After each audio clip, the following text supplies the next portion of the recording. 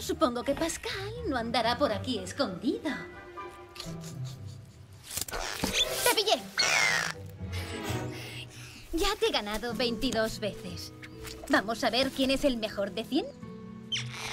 Muy bien, dime, ¿qué quieres hacer?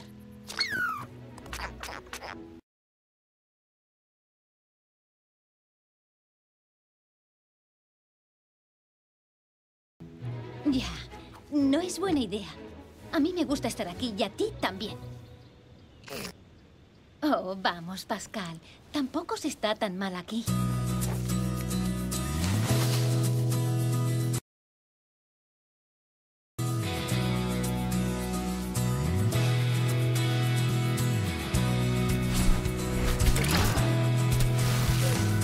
Ya son las 7, hay que ponerse en marcha.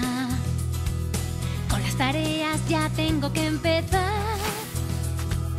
Hay que limpiar a fondo toda la casa.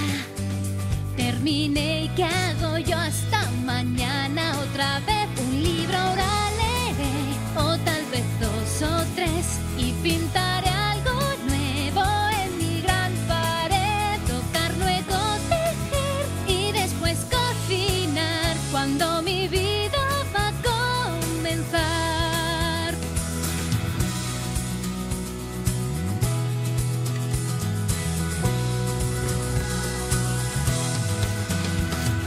Luego haré puzzles, tirar dardos y galletas, papel maché, ballet y algo de ajedrez, alfarería, teatro y hacer telas, estirar, dibujar, escalar, diseñar.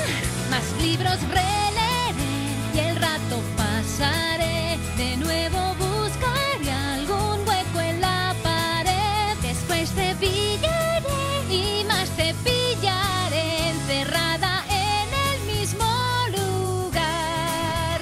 Y me pregunto, mi vida, ¿cuándo va a comenzar?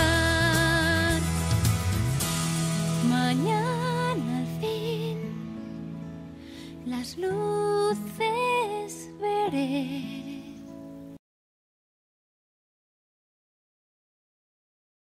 Y en cada cumpleaños las vuelvo a ver. ¿A dónde van? Allí